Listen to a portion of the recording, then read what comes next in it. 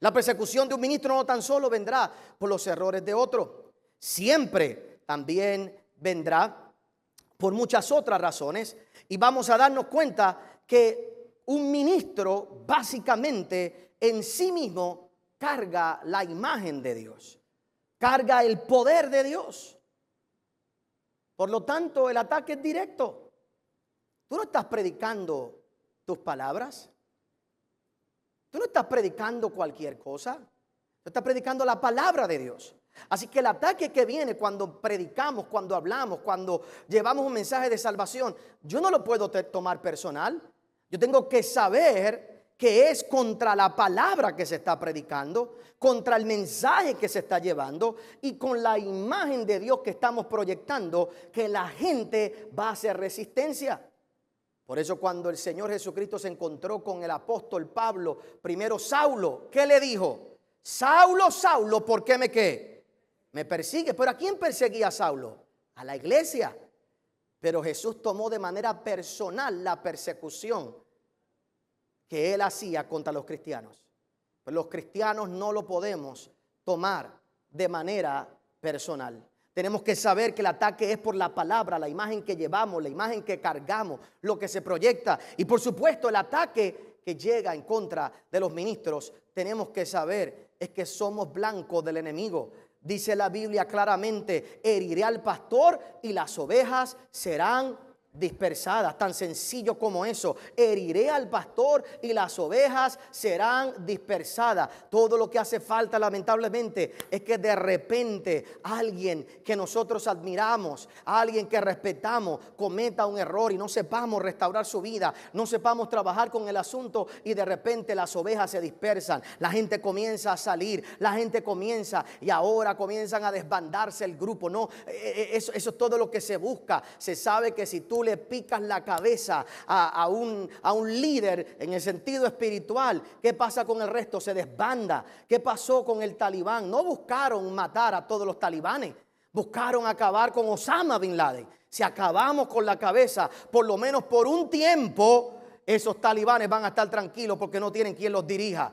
¿Me explico? Así pasa con los creyentes, así pasa con la iglesia. El enemigo siempre pone ese target en aquellas personas que Dios está usando para levantar un grupo de personas, para levantar un grupo de creyentes, para llevar ese mensaje. Por eso es que usted y yo tenemos que orar por nuestros líderes, tenemos que orar por nuestros pastores. No nos podemos de ninguna manera alegrar con que alguien falle, con que alguien cometa un error, con que jamás ni nunca. Todos nosotros tenemos que orar por aquellos que están en autoridad. Tenemos que tratar de cubrirlos de alguna manera u otra y tenemos que de alguna forma u otra tratar de que la iglesia de Dios se mantenga unida y se mantenga enfocada, respetando cada uno la individualidad de cada líder, y no podemos de ninguna manera celebrar el error de otro para decir, usted ve, yo siempre supe que él estuvo mal. Óigame bien, en el día de hoy yo puedo estar en desacuerdo con algunos líderes de Puerto Rico, yo puedo estar en desacuerdo con algunos pensamientos que ellos tienen, con algunas estrategias que ellos usan, con alguna forma de llevar sus iglesias, etcétera, etcétera. Yo puedo estar de acuerdo y no vamos nunca a ser iguales.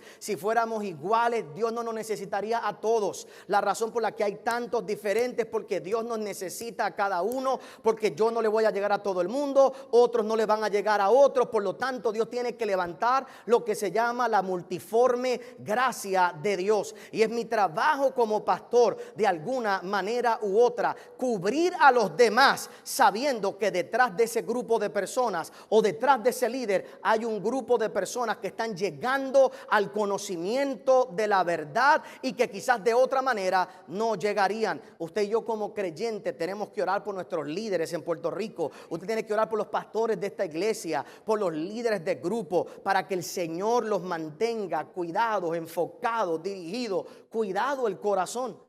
Porque definitivamente el que hace este mensaje, el que lleva la palabra, siempre estará marcado como un enemigo el enemigo de todas las almas. Así que tenemos que saberlo.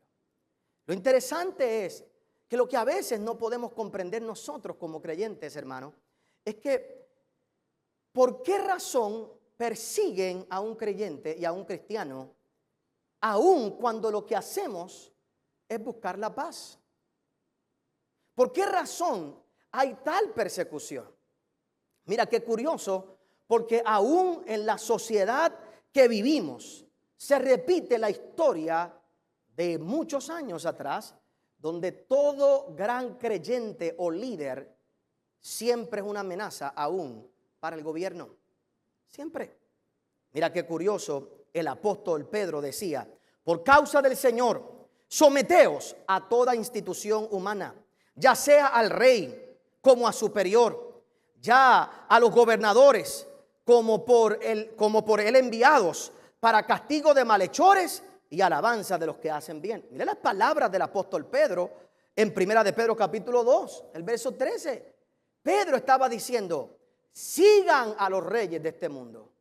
Entiendan que son nuestras autoridades. Es un llamado a la iglesia. Iglesia, sométase a la autoridad que hay. Entienda la función que ellos tienen que hacer. Entiendan que ellos están aquí para determinar quiénes son los malhechores. Ellos tienen que determinar quién está haciendo bien y quién está haciendo mal. Y nosotros como creyentes tenemos que someternos. Palabras difíciles para hoy, porque aún los cristianos no se quieren someter a las autoridades. Palabras difíciles. Ahora, no fue él tan solo que lo dijo también el apóstol Pedro. El apóstol, mire el verso 18. Mire el verso 18 de Pedro, Primera de Pedro capítulo 2, y mire cómo él continúa ahí en el verso 18 más hasta el verso 20. Dice: criados, estad sujetos con todo respeto a vuestros amos, no solamente a los buenos y afables, sino también a los que difíciles de, nadie mire para el lado, por favor, dice difíciles de soportar, porque esto merece aprobación. Si alguno a causa de la conciencia delante de Dios sufre molestias, padeciendo injustamente, pues qué gloria es si pecando sois abatidos y lo soportáis. Mas si haciendo lo bueno sufrís y lo soportáis, esto ciertamente es aprobado delante de Dios. Para tragar esto hay que tomarse de 7-Eleven el Big Gulp.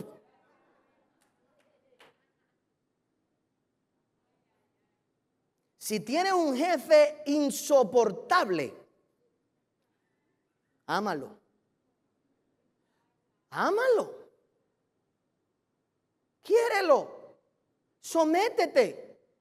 Porque si te vas a someter cuando te agrada, eso no le trae gloria a Dios.